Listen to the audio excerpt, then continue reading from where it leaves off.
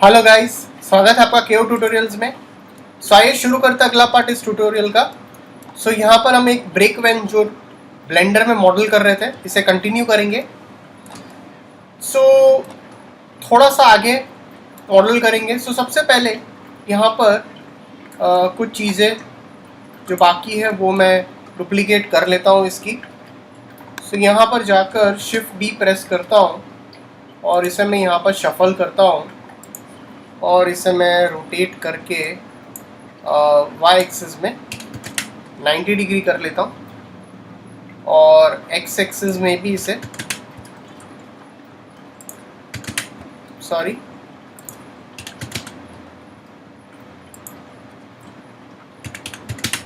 Okay.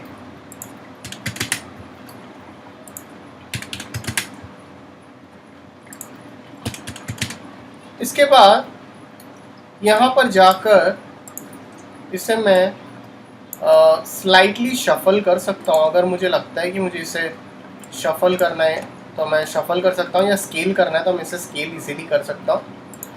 Edit object में जाएंगे, edit mode में जाकर मैं इसके जो वर्टाइसेस है, मैं सारे इसके वर्टाइसेस सेलेक्ट कर लेता हूँ।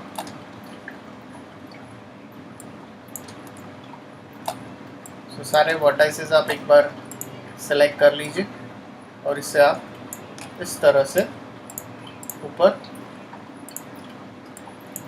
शफल कर लीजिए। स्लाइटली अगर आपको लगता है कि मुझे इसे स्केल करना है तो मैं इसे स्केल भी करवा सकता हूँ। यहाँ पर इसे थोड़ा सा नीचे पुश कर लेंगे, हल्का सा शिफ्ट डी प्रेस करता हूँ और इसकी एक और कॉपी जो है वो मैं यहाँ पर प्लेस कर सकता हूँ ऐसे। इसके बाद जो फाइन डिटेल्स है अगर मैं बतानी, जैसे कि यहाँ पर जाकर विंडो सेक्शन कुछ क्रिएट अप करेंगे तो यहाँ पर सबसे पहले एडिट मोड में जाकर ये जो डोर का एरिया है इसे मैं सेलेक्ट कर लेता हूँ। डोर बनाने के लिए मैं एक और लूप यहाँ पे पुट ऑन कर लेता हूँ।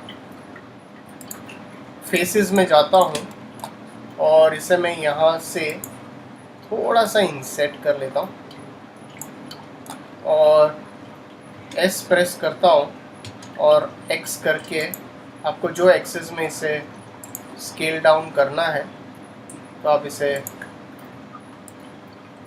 इस तरह से स्केल डाउन थोड़ा सा करवा सकते हैं। इसके बाद मैं इसे एक और बार स्लाइटली एक्सट्रूड करके इसे मैं थोड़ा सा अंदर पुश कर लेता हूँ और विंडो का एरिया के लिए यहाँ पर जाएंगे और कंट्रोल आर प्रेस करता हूँ। ये जो एरिया है इसका वो हम विंडो का डिफाइन कर लेंगे। इतना एरिया। फिर से मैं इसके जो फेसेस है वो मैं सेलेक्ट कर लेता हूँ यहाँ पर जाकर और इसे मैं इंसेट कर लेता हूँ। स्लाइटली इंसेट करेंगे इसे और इसे मैं स्केल कर लेता हूँ, हल्का सा ऊपर से स्केल कर लेता हूँ। स्केल करने के बाद इसे मैं स्लाइट एक्सट्रूजन करूँगा, फिर से अंदर की ओर थोड़ा सा एक्सट्रूजन करेंगे इस तरह से। और आपको जो डिटेल्स यहाँ पे दिखानी हो वो आप दिखा सकते हो यहाँ पर। यहाँ पर जाकर मैं एक ऑब्जेक्ट मोड में जाकर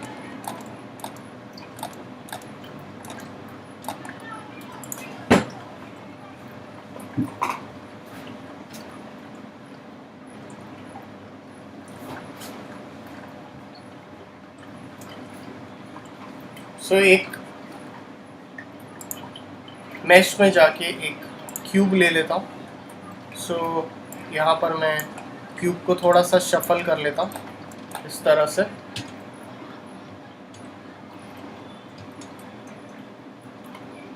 इसे मैं एक्स एक्सिस में थोड़ा सा स्केलिंग कर लेता हूँ और इसे मैं यहाँ पर पुश ऑन कर लेता हूँ। सो आप यहाँ पे एक बार ये मोड में जाके आप इसको चेक कर सकते हो कि ये आप इसे प्लेस कर सकते हो कि नहीं। सो इस तरह से मैं स्लाइटली स्केल कर लेता हूँ और इसे मैं यहाँ पर पुट ऑन कर लेता हूँ इस तरह से। इसके बाद मैं इसके एडिट मोड में जाता हूँ और यहाँ पर लूप मोड में जाएंगे, कंट्रोल आर प्रेस करता हूँ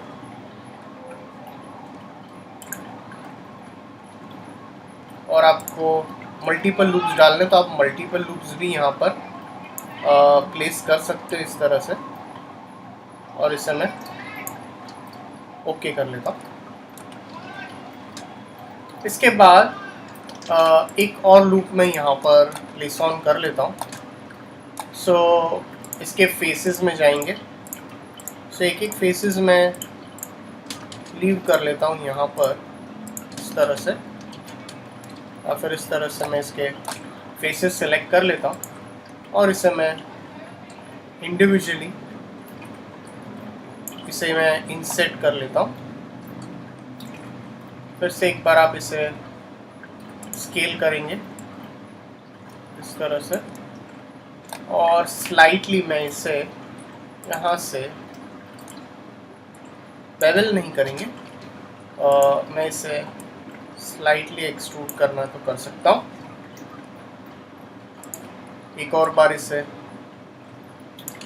स्केल करना है तो मैं इंडिविजुअली भी स्केल कर सकता हूँ।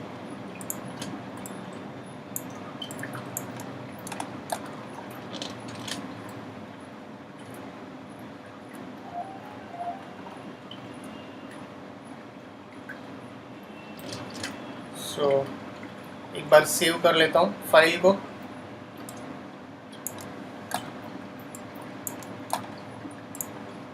सेलेक्ट कर लीजिए, स्केल करते जाइए इसे इस तरह से। सो यहाँ पर जाकर इसके बाद मैं फिर से ऑब्जेक्ट मोड में आ जाता हूँ। मैं फिर से वायरफ्रेम मोड में हूँ फ़िलहाल। सो यहाँ पर जाकर इसकी एक और कॉपी बनाएंगे और इसे मैं यहाँ पर डुप्लीकेट कर लेता हूँ। सो इसे मैं रोटेट कर लेता हूँ। सो रोटेट करेंगे इसे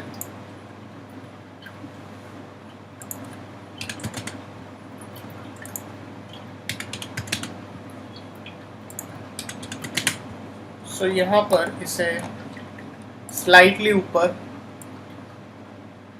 शफल करेंगे। आपको जैसा ठीक लगे आप वैसे इसको शफल अप करवा सकते हो इस तरह से। सो इसे ऊपर पुश करेंगे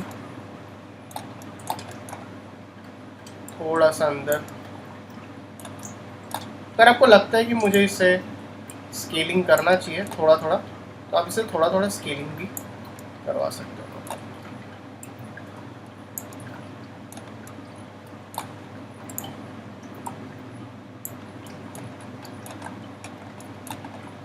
या फिर आप इसको एक साइड रोटेशन दे दोगे तो भी चलेगा। आप आपकी डिटेल्स बाद में जनरेट कर सकते हो वैसे अकॉर्डिंग। इसके बाद यहाँ पर शिफ्ट करेंगे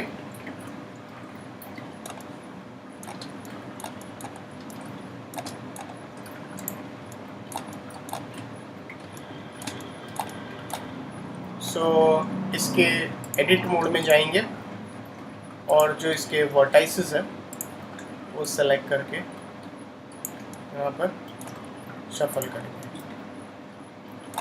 सेम ऑब्जेक्ट मोड में जाएंगे, इसे भी मैं यहाँ पर स्लाइड शफल कर लेता हूँ इस तरह से, और एडिट मोड में जाऊँगा, वर्टाइस से सेलेक्ट करता हूँ और इसे यहाँ पर शिफ्ट कर लेता हूँ। सो यहाँ पे भी मैंने जितनी कॉपीज़ मुझे बनानी थी वो मैंने कॉपीज़ यहाँ पे बना ली है। फिर से मैं वायरफ्रेम मोड में जाता हूँ और यहाँ पर इसे सेलेक्ट करके यहाँ पर प्लेस कर लेता हूँ। इसे सेलेक्ट करेंगे, एडिट मोड में जाएंगे और इसे मैं यहाँ पर इस तरह से शिफ्ट कर लेता हूँ। इसके बाद ऑब्जेक्ट मोड में जाएंगे, सेलेक्ट कर लेता हूँ ये एलिमेंट्स को, यहाँ से कंट्रोल जी प्रेस कर सकता हूँ या फिर इसे मैं यहाँ से शिफ्ट डी प्रेस कर लेता हूँ और इसे मैं ऑब्जेक्ट में जाकर इसे मैं मिरर कर सकता हूँ। तो यहाँ से हम मिरर कर सकते हैं वाई एक्सिस में, और इसे मैं यहाँ पर ऐसे करके शफल कर सकता हूँ। सो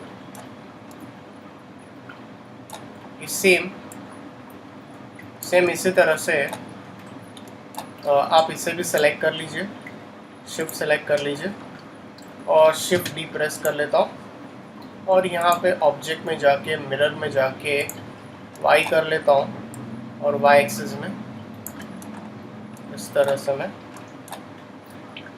कॉपी बना लेता हूँ।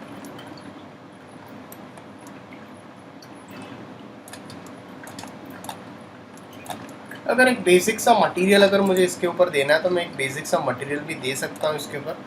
सो आप यहाँ पर शेडिंग में जा सकते हो, आप शेडिंग पैनल ओपन कर लीजिए। जैसे आप शेडिंग पैनल ओपन करोगे, यहाँ पे शेडिंग पैनल में जाकर आपके पास एक प्रिंसिपल BSDF जो शेडर है यहाँ पर आपको डिफाइन किया है। सो मैं एक शेडर डिलीट कर सकता हूँ, शिफ्ट ए प्रेस करता हूँ, शेडर में जाकर मैं एक डिफ्यूज़ दे देता हूँ, यहाँ पर शिफ्ट ए प्रेस करता हूँ, शेडर में जाकर एक मिक्स शेडर डिफाइन करता हूँ, कनेक्ट कर लेता हूँ इस तरह से कलर में जाएंगे और यहाँ से मैं एक आई ड्रॉपर से मैं एक कलर जो है वो डिफाइन कर सकता हूँ। सो इस तरह से ये जस्ट मैंने एक डिफ्यूज शेडर डिफाइन किया। अगर मुझे इसके ऊपर कुछ मेटालिक लुक देना है तो आप मेटालिक भी ले सकते हो। शिफ्ट ए प्रेस करता हूँ, शेडर में जाकर मैं यहाँ से एक ग्लॉसी दे सकता हूँ पैरामीटर और इसे कनेक्ट कर देता हूँ शेडर के साथ। सो अगर आप देखोगे यहाँ पे, सो यहाँ पे ये थोड़ा सा आपको मेटालिक लुक देगा। सो आप रफनेस कम करोगे, ज़्यादा करोगे, तो ये चीज़ आप डिफाइन कर सकते हो, ग्लॉसीनेस के ऊपर है। सो इसे मैं ब्रेक करना, मैं इसे ब्रेक कर सकता हूँ। शिफ्ट ए प्रेस करके शेडर में स्पेक्यूलर डालना है तो मैं थोड़ा सा स्पेक्यूलर भी पुट ऑन कर सकता हूँ। सो इसे मैं इस तरह से कनेक्ट कर सकता हूँ। ओके, सो फिलहाल के लिए मैं फ्लैट रख रहा हूँ इसे, कोई भी पैरामीटर नहीं यहाँ पे। जस्ट मैंने एक विजुअलाइजेशन के लिए रखा है कि ये थोड़ा बेटर लगे यहाँ पर आपको। सो रिफ्लेक्टिविटी के लिए भी हमारे पास और भी काफ़ी सारे पैरामीटर्स हैं। शिफ्ट ए प्रेस कर लीजिए, यहाँ पर जाकर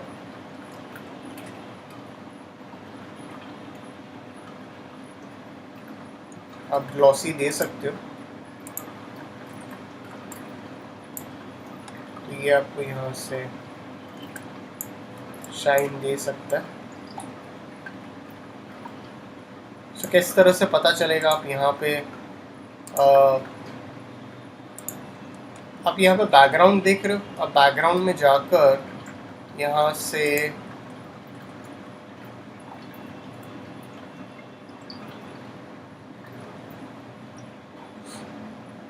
बैकग्राउंड पे क्लिक कर सकते हैं। आप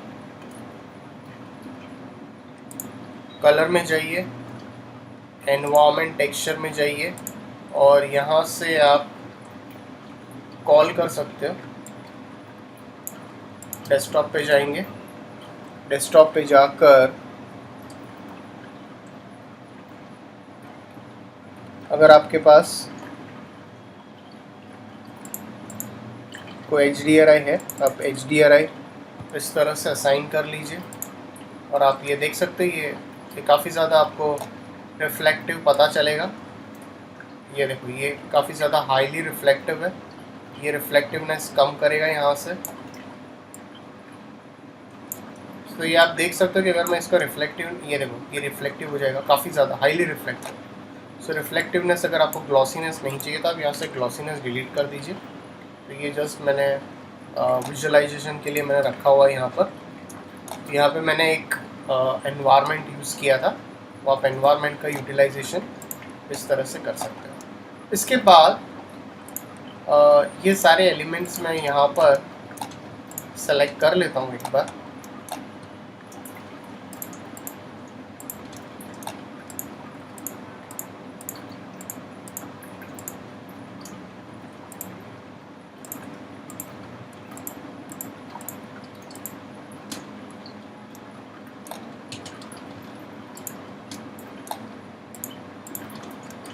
तो ये अब सारी चीज़ें सेलेक्ट कर लीजिए।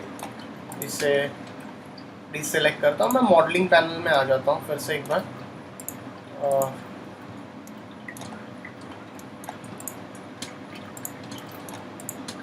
सो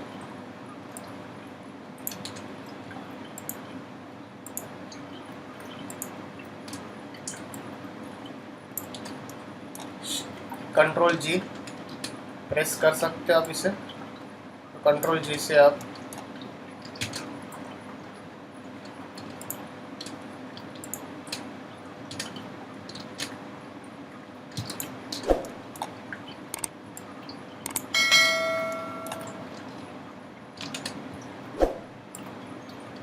इसके बाद शिफ्ट डी प्रेस करता हूँ। पहले मैंने इसे मर्ज कर दिया, कंट्रोल जी प्रेस करके। आप मिरर में जाकर इसे वाई ग्लोबल कर लीजिए और इसकी जो आपकी डुप्लीकेट है वो आप इसकी डुप्लीकेट बना सकते हो। सो डेफिनेटली थोड़ा सा हमें इसे ब्रॉडन अप करना पड़ेगा, तभी ये प्रॉपर लुक देगा आपको। सो गाइस, अगर आपको कोई डाउट्स है तो प्लीज़ कमेंट सेक्शन में पुट ऑन कीजिए। सो इसका अगला पार्ट मैं नेक्स्ट ट्यूटोरियल में कवर अप करूँगा। So thanks for watching this tutorial.